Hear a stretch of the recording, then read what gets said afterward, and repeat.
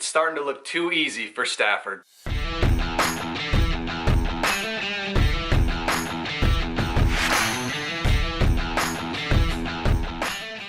All right, welcome back to the channel. If you haven't seen before, we are comparing Stafford and Goff as they go through this season. Obviously, these guys were traded in the offseason, so we're just kind of keeping an eye on how both are doing. From a Lions fan perspective, to see Stafford go off to the Rams and have the success that he's having. So we'll start with Stafford.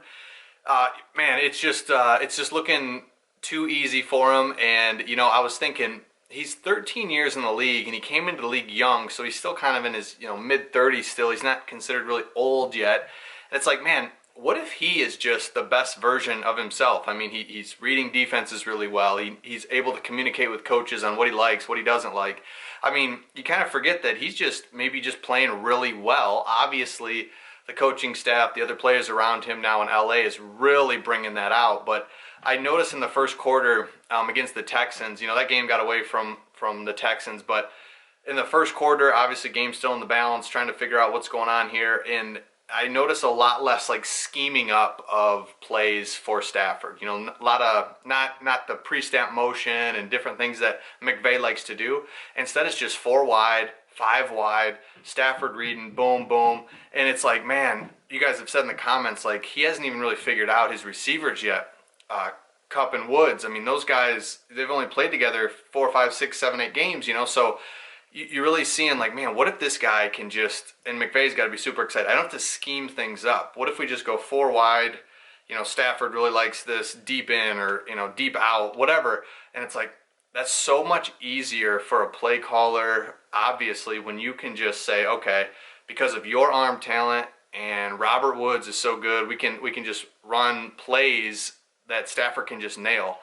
When you had Goff, you had to scheme something up, and then Goff could hit it. I mean, he's accurate, he's got a strong arm, it works, but it's so hard, and it's so over time, and it's just hard to maintain that. And one mistake from Goff, and now you're behind the chains. Now you can't, scheme that up. Where Stafford is able to, man, you're just never out of any series. 2nd and 13, hey, let's hit this, let's hit that. And so in that first quarter against the Texans, he was able to hit a lot of plays that I just thought, man, there's no scheme to that. That's just Stafford reading the defense, zinging it in there, 15 yards, 10 yards. I mean, it just seems like almost every series he hits a 15-yard pass. And, hey, that series may not go all the way to a touchdown, but just that one play, and especially as a Lions fan seeing no big plays, when you see Stafford hit a 15-yard play, boom, you're moving forward, and there's so much that does for you psychologically to be like, we're moving forward, offense is good, offensive line's pumped up, you're moving forward, moving the ball,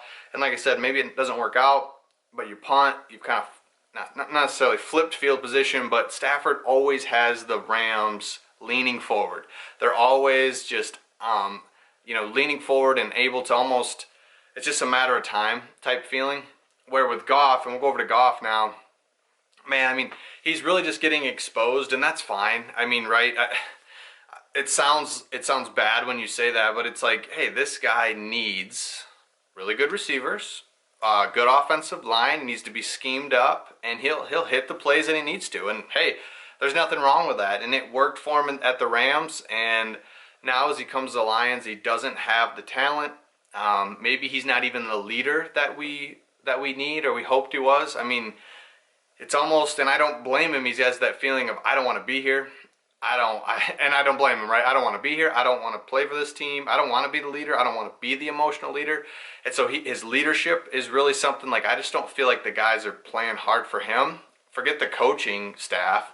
And whether we're playing hard for Dan Campbell, it's like, do these guys even care about Goff? I mean, it's like, I mean, he had a pass down the middle of the field to right early on to Hockenson, and just kind of leads him a little high. Hockenson gets killed, and Hockenson just kind of looks at him like, I don't know. It's not like, hey man, nice throw. We're in this together. It's like, dude, put it on me a little bit so you don't get me killed out here. I mean, it's just little things that Goff is just getting totally exposed in all areas that.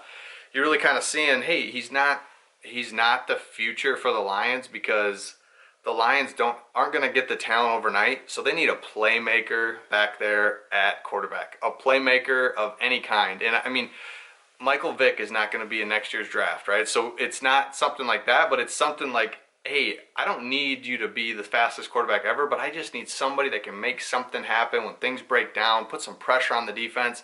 He has no escapability. He floats back in the pocket versus stepping up. I mean, there's just so many things. It's like, oh my gosh, it's just so bad.